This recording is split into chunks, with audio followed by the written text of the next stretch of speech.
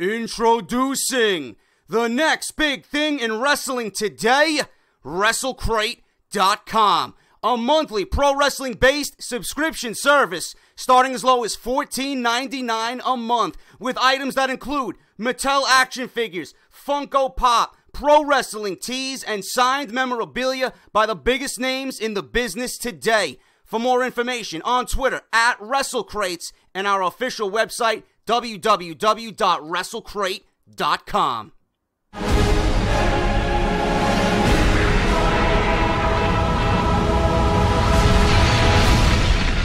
What is going on, guys? JD from New York here, and this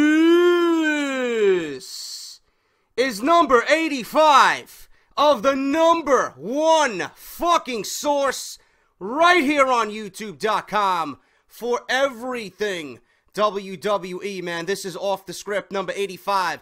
This is part number one to start your weekend off the right fucking way, man. You know when Off the Script is in your sub boxes, it's going to be a damn good fucking weekend, man. Thank you so much for spending your mornings with me. It's been a slow news week in regards to WWE. Sinking ratings, a terrible product. What else is new for WWE, man? But I do have news for you guys. We're going to get right into that in just a second. But before that, if you guys missed the debut episode of Outta Nowhere with Joe Cronin and JD, the newly created podcast right here on YouTube.com with Joe Cronin and JD, that is linked at the very top of the description. Go and check that out, man. It was a fucking great time. We took calls. Thank you to everybody that donated to the show. We're going to be live each and every Wednesday, man. It's going to be fucking great. We're going to talk WWE. We're going to talk WWE and news and rumors, TNA, Ring of Honor, Lucha Underground, whatever you guys want to talk about, man. Outta Nowhere, live each and every Wednesday on YouTube.com at 11:30 p.m., man. It's going to be great. So join us for episode number 2. I think we're doing it on my channel on Wednesday, or we might be dual casting it from both channels. We don't know yet. I got to discuss it with Joe. But if you guys, like I said, missed it, link is down below. It is uploaded on Joe Cronin's channel. You guys can go subscribe to him as well. All the information you need is in the description below. If you guys want to follow me all over social media, Twitter, Twitch, Instagram, and Facebook. And as always, if you guys are not subscribed to this channel, I don't know what the fuck you're waiting for, man. Seriously, hit that subscribe button. This is, without question, the best place for everything you guys need WWE. Now that that's all out of the way, man, the bullshit is out of the way. Let's get into the news and rumors, guys. Let's kick off 85. We noted last week a lot of WrestleMania 32 rumors going around, man, with Brock Lesnar, The Undertaker, this one, that one. Too early to fucking call WrestleMania, but the news and rumors are circulating, and Dave Meltzer has got his hand in the fucking cookie jar when it comes to WrestleMania 32 and the news that's breaking, apparently, this week. We noted last week that Brock Lesnar has 4 potential WrestleMania 32 opponents, and we now know that The Rock will not be one of them.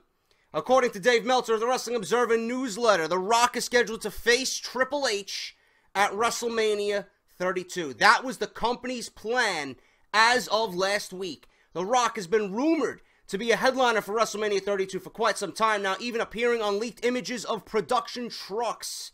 WWE started planting the seeds for this feud on October 10th, 2014. SmackDown, The Rock and Triple H engaged in a heated confrontation, teasing that they would square off at a future WrestleMania. Wow, WWE going back into the fucking past and actually bringing something to light. Amazing. They don't do that often, but with The Rock and Triple H, apparently they're going back to a specific time on SmackDown where they mentioned something about going at it at WrestleMania. The WWE hoped this match would take place at WrestleMania 31, but that did not happen. The Rock was last seen on WWE programming at WrestleMania 31 in a segment where he confronted the Authority with UFC's Ronda Rousey that ended up turning physical. Company officials wanted Rousey to continue the storyline at WrestleMania 32, either facing Stephanie McMahon in a singles match or being The Rock's enforcer or partner in a mixed tag team match against the Authority, Triple H and Stephanie McMahon. If Rousey was not allowed to be in the match, WWE hoped that she would at least be in The Rock's corner when he faced Triple H. However, the plans have changed due to Rousey being unavailable due to a movie. Company officials also, especially Vince McMahon, were shocked when it came to Stone Cold Steve Austin cutting a promo on Brock Lesnar. No one backstage knew anything about this potential match. Following the podcast with Paul Heyman, Meltzer told this match was not going to happen. However, apparently something has changed, as Austin is scheduled to appear on the 10/19 edition of Raw, as well as having Lesnar as a guest on the Stone Cold podcast. There are rumors that an angle may be shot during the podcast between Lesnar and Austin. He expects Austin to have some role in WrestleMania regardless. This would leave Brock Lesnar with no clear-cut opponent for WrestleMania. Meltzer speculates that Lesnar may be involved in the WWE Championship match.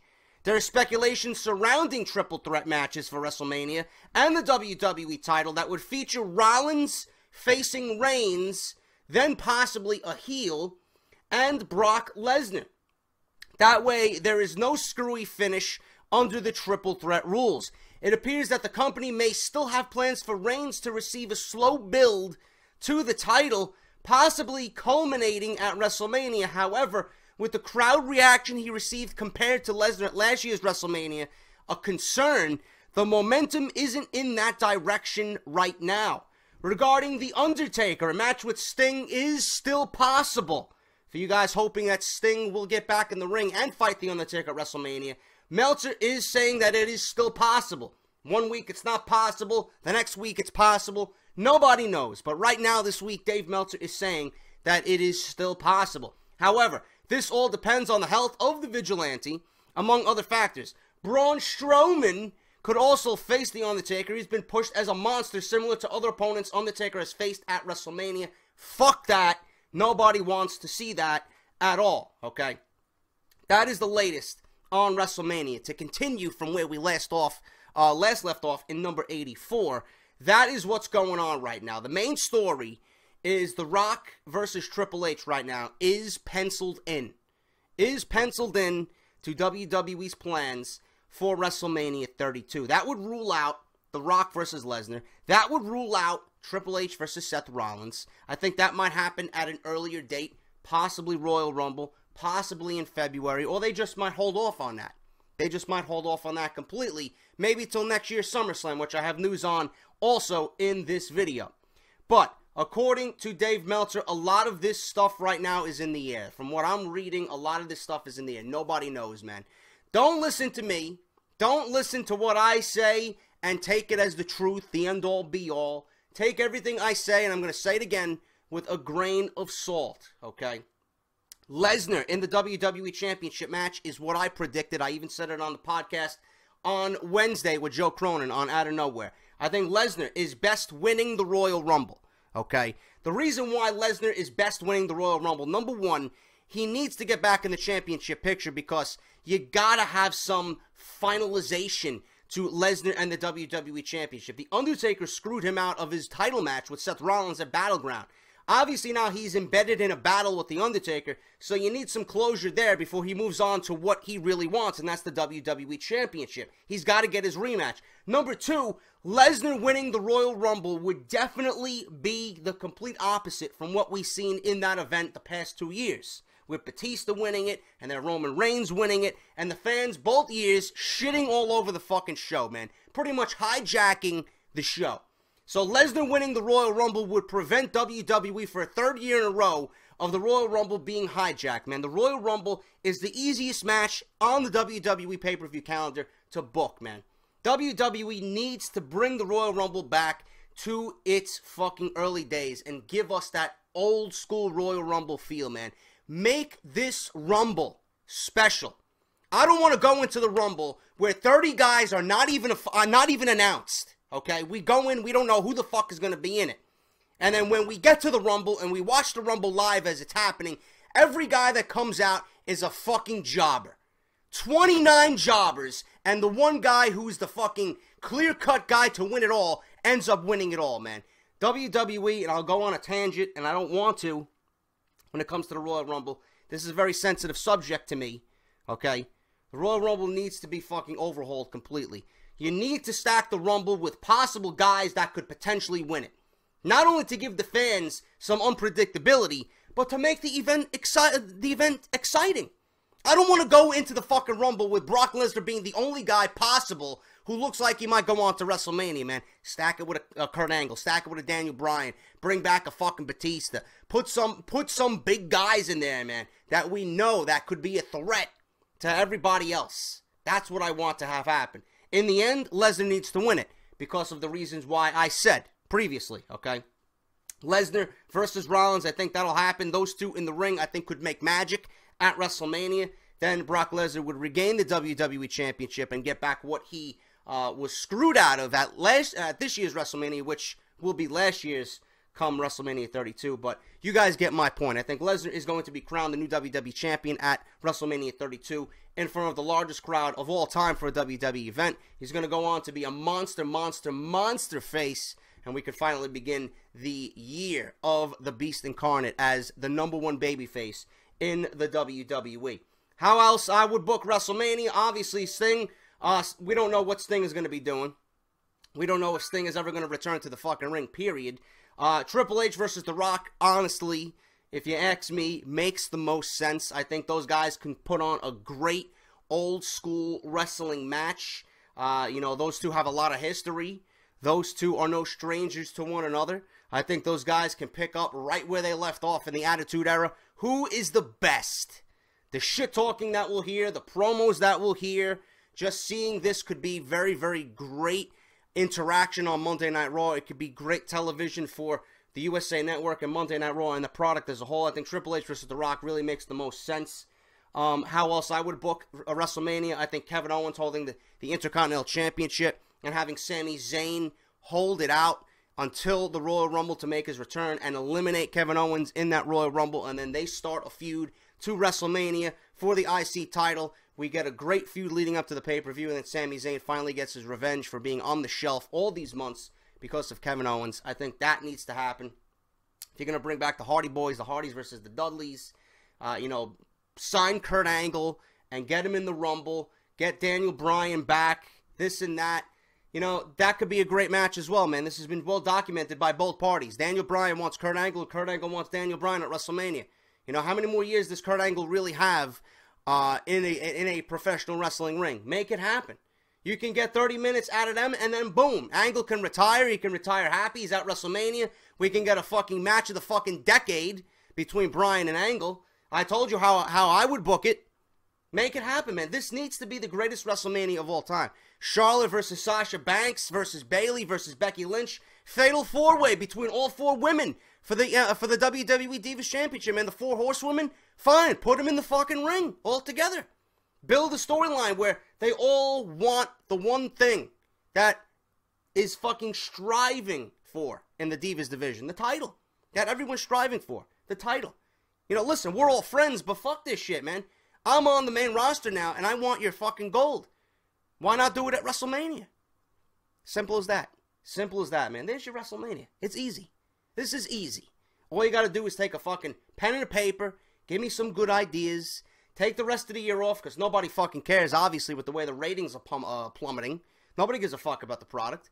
You guys know my feelings on the product. I hope it slips into the ones. We might get some interesting television going on into October, November, December, and then obviously starting afresh in 2016. But that's the news on WrestleMania. That's the big story today on Off the Script. Triple H versus The Rock right now, scheduled, penciled in for WrestleMania 32. That makes the most sense. Obviously, with Stone Cold and Brock Lesnar and everything else happening, that will happen at a later date. We'll find out more as the weeks and months go on.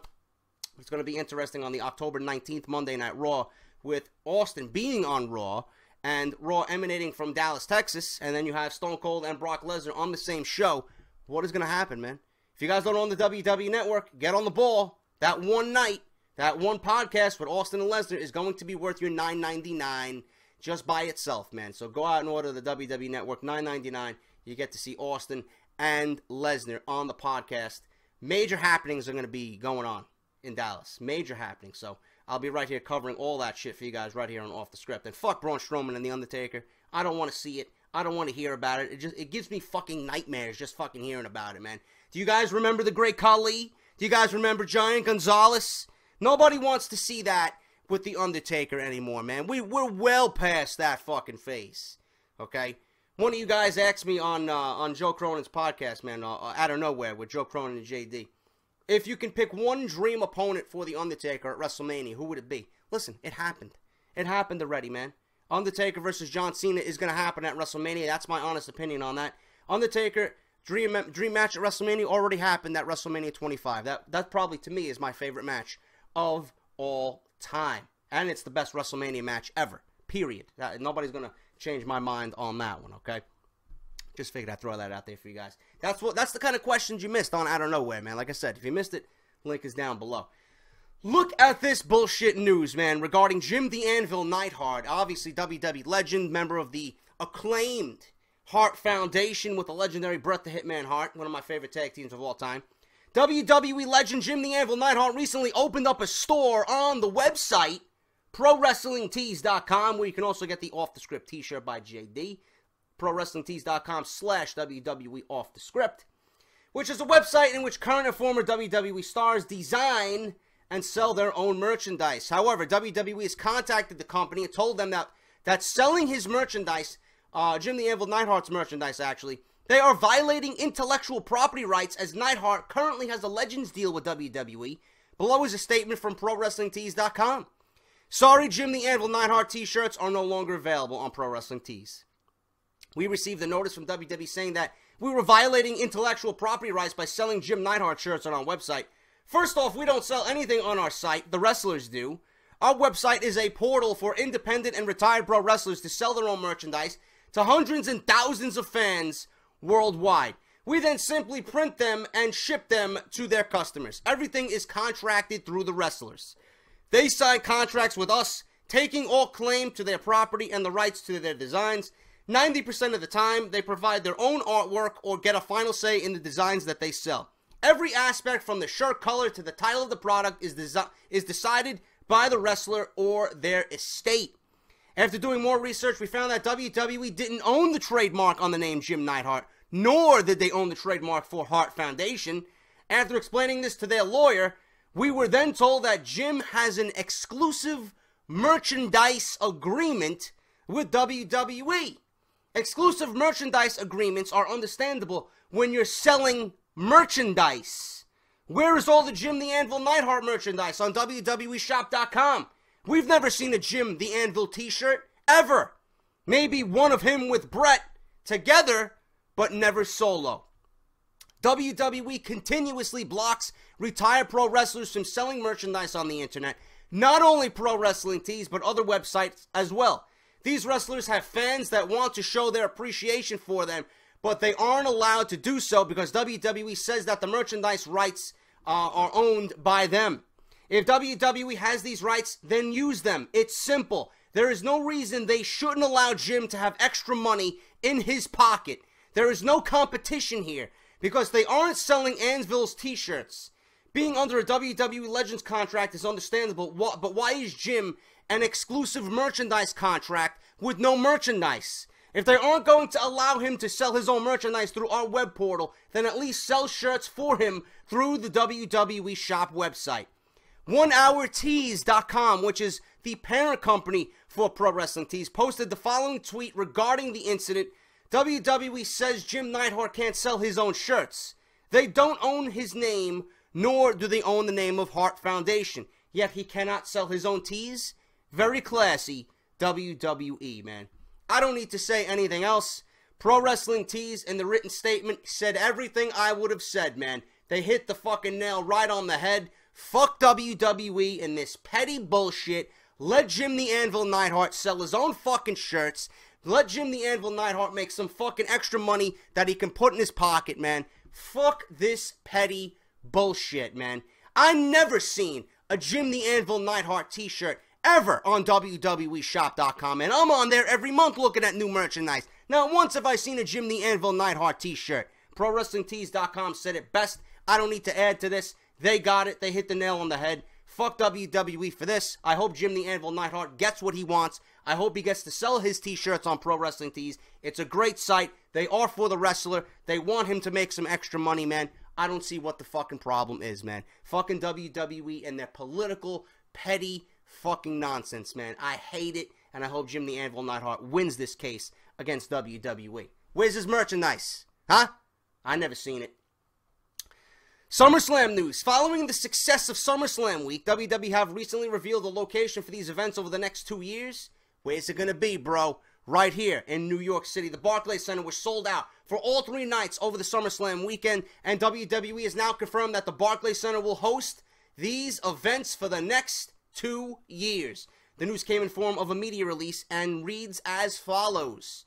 Barclays Center, New York City, and company WWE have agreed to a multi-year deal to bring SummerSlam, Monday Night Raw, and NXT back to the Barclays Center in Brooklyn in 2016 and 2017 August. This announcement comes on the heels of an extraordinary SummerSlam week last month, which saw WWE sell out the Barclays Center for an unprecedented 3 consecutive nights with NXT TakeOver Brooklyn, SummerSlam, and Monday Night Raw.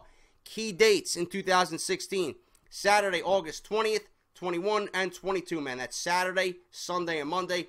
2017 key dates, 19, 20, and 21 of August. That's Saturday, Sunday, and Monday. Looks like Brooklyn is going to be the mecca of the city right here in New York, man, for SummerSlam. And I like this move. One reason why I like this move, and the most important reason why I like this move, it gives fans something to look forward to. It gives them the idea that SummerSlam is home.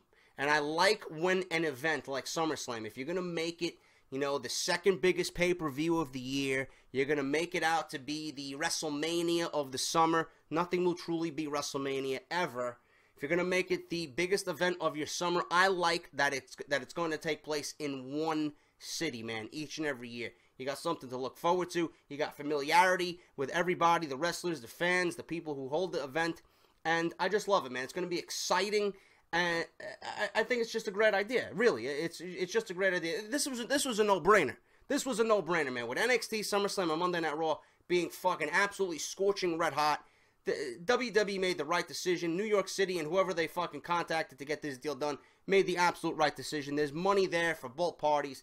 Excellent move by WWE. I can't wait to see what happens in 2016 and 2017. I'm gonna have to get out there, definitely one of those years, to attend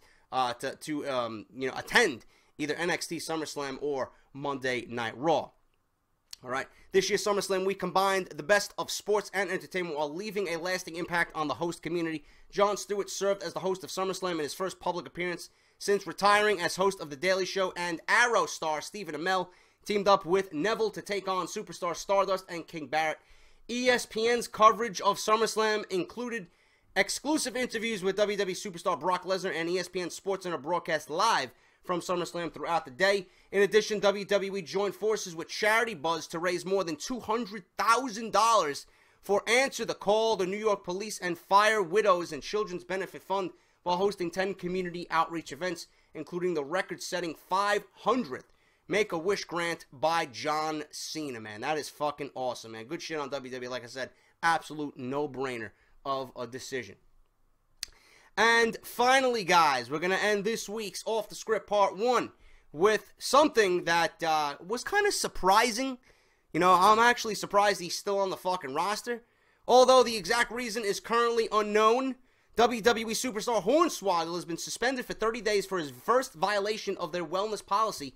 WWE released the following statement earlier today, or I should say this week. In accordance with its talent wellness program, WWE has suspended Dylan Postal, a.k.a. Hornswoggle, for 30 days, effective immediately, for his first violation of the company's policy. Hornswoggle has been seen in various roles on WWE programming over the past few years, mostly involved in mid-card storylines with 3MB and Los Matadores. With his two biggest storylines, his last two biggest storylines were when he revealed to be the anonymous Raw general manager in July 2012. Oh my fucking god, what a terrible storyline. As well as discovering that Vince McMahon was his father in 2008. Fortunately for WWE, this is the first time that a superstar has violated their wellness policy in a very long time. Former superstar Ricardo Rodriguez was suspended in July 2013, while Evan Bourne Rey Mysterio, Chris Jericho, and Randy Orton were all suspended in 2012, man. I like that WWE and the wellness policy is in effect. Nobody has committed a violation in quite some time since Ricardo Rodriguez back in 2013. We're in October 2015, man. That's a good 2 years that nobody has violated now. But Hornswoggle is suspended for 30 days effective immediately. Nobody knows for what.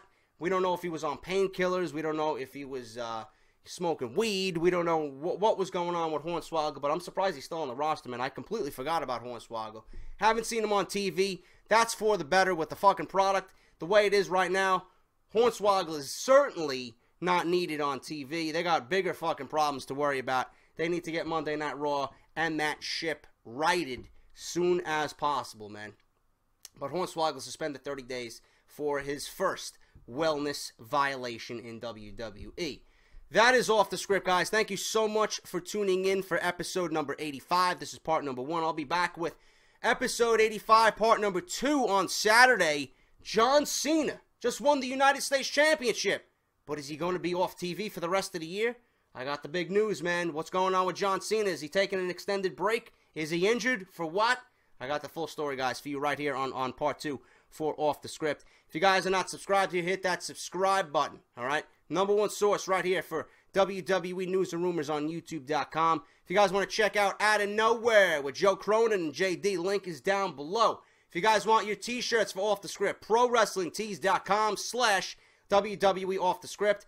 My sponsors, Wrestle Crate, at Wrestle Crates on Twitter, and www.WrestleCrate.com. If you guys want to find more information on the number 1 subscription service delivered to your front door, man, that's WrestleCrate.com. If you guys want to donate to the show as well, my PayPal account and all your information right there to donate to the show right there in the description as well. Thank you guys so much for everything. I'll be back with part 2. Until then, this is JD, and I'll see you guys for part 2 of Off the Script on Saturday morning, guys. Until then, I'll see you there.